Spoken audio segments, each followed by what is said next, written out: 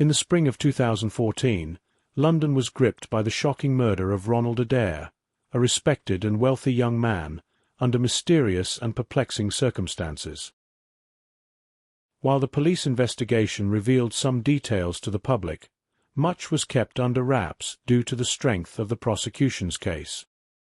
It's nearly 10 years later, and I can finally share the missing pieces that complete this astonishing story. The murder itself was captivating, but the subsequent events left an indelible mark on my life, far more surprising and thrilling than the crime itself. Even now, a decade later, the memory brings back the rush of disbelief and joy I felt back then. To the public, who have followed my occasional updates on the exploits of a remarkable individual, I must clarify that my silence was not by choice, but by a direct request from him, lifted only last month. My close relationship with Sherlock Holmes had naturally drawn me into the world of crime-solving. After his disappearance, I diligently followed various criminal cases, often trying to apply his methods, albeit with limited success. None intrigued me as much as the Ronald Adair case. The investigation concluded with a verdict of willful murder by unknown persons, underscoring the loss society faced with Holmes's absence. This was a case Holmes would have relished, and his unique insights would have undoubtedly supplemented or even outpaced the police efforts. I pondered the case ceaselessly but found no satisfying explanation. Let me recount the facts as they were known at the investigation's conclusion. Ronald Adair, the second son of the Earl of Maynooth, was living with his mother and sister at their home on Park Lane. His father was then the governor of an Australian state, while his mother had returned to London for eye surgery. Ronald led a quiet, conventional life with no known enemies, and had recently broken off an engagement by mutual consent. Yet, it was this young aristocrat who met a gruesome end on the night of March 30th, 2014, between 10 and 11:20 p.m. Ronald was an avid card player, a member of several elite clubs. On the evening of his death, he had played cards at the Bagatelle Club. Witnesses testified that the game, whist, had been unremarkable, with minor losses and gains. Despite significant winnings from previous games, Ronald's modest losses that evening were inconsequential to his fortune. He returned home at 10, while his mother and sister were out. The housemaid heard him go to his sitting room, where she had lit a fire and opened a window to clear the smoke. No sound came from the room until 11:20, when Lady Maynooth and her daughter returned. Finding the door locked from the inside and receiving no response, they forced it open to discover Ronald's mutilated body near a table, a fatal wound inflicted by an expanding revolver bullet.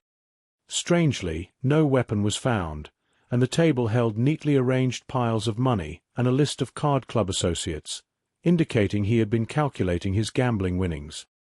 The locked door suggested Ronald had secured it himself, yet no evidence indicated an escape through the window.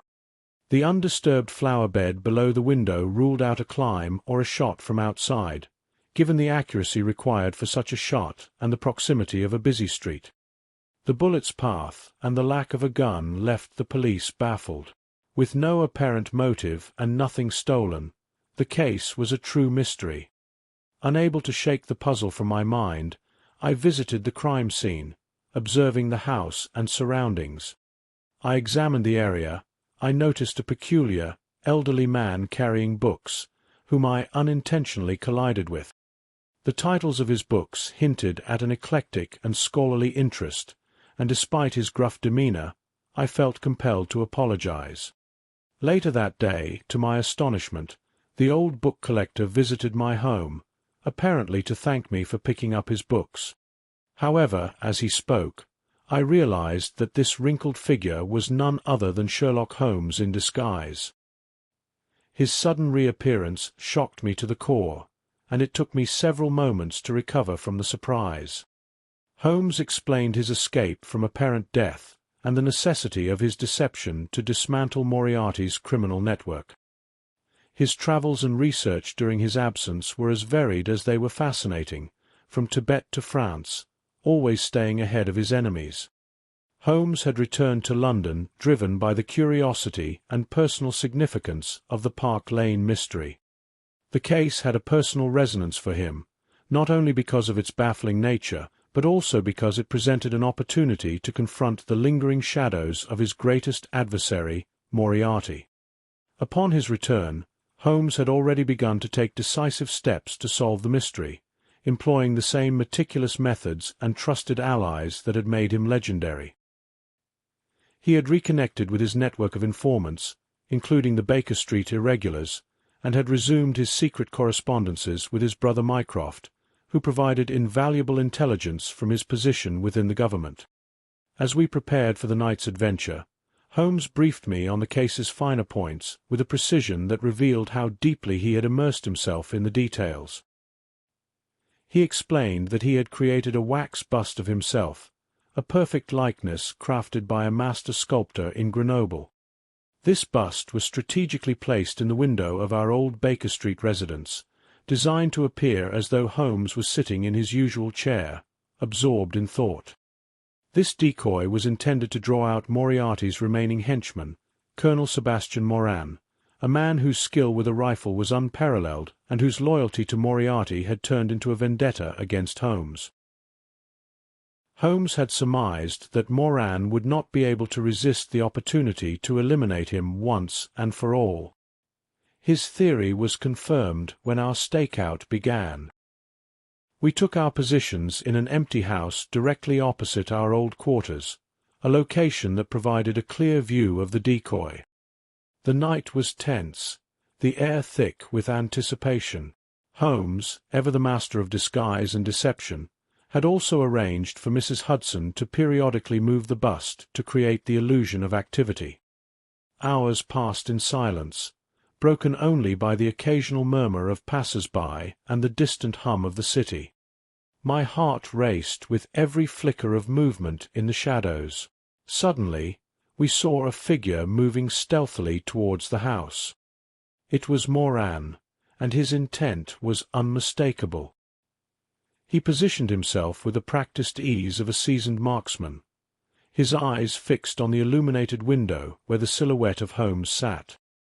As Moran took aim with his sophisticated air rifle, a weapon capable of deadly accuracy and silence, Holmes and I readied ourselves. The moment Moran squeezed the trigger, Holmes sprang into action with the agility of a tiger. In an instant, he was upon Moran, disarming him and pinning him to the ground. The struggle was fierce but brief, ending with Moran in handcuffs and the weapon seized as evidence. In the aftermath of the arrest, Holmes explained Moran's motive with his usual clarity. Ronald Adair had discovered Moran's cheating during their card games and had confronted him, likely threatening to expose the dishonorable conduct unless Moran resigned from the club. For Moran, who relied on his gambling gains to sustain his lavish lifestyle, this was a serious threat. In a desperate bid to silence Adair and preserve his reputation, Moran had resorted to murder. With Moran's capture, Holmes had successfully removed one of London's most dangerous criminals from the streets.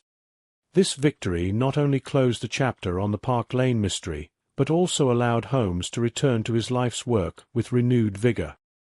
The sophisticated air rifle, a unique and lethal piece of craftsmanship, was destined to become a notable exhibit in the Scotland Yard Museum, a testament to the ingenuity of criminal minds and the relentless pursuit of justice by Sherlock Holmes. Once again, Holmes was free to delve into the intricate mysteries that London offered, his keen intellect and unparalleled detective skills ready to tackle whatever challenges lay ahead. Our partnership, revitalized by this triumph, promised many more adventures to come. This case, with its layers of intrigue and dramatic resolution, marked a triumphant return for Sherlock Holmes and reaffirmed his place as the well-known detective of our time. Thanks for watching. Don't forget to like, share and subscribe to our channel for more English practice lessons.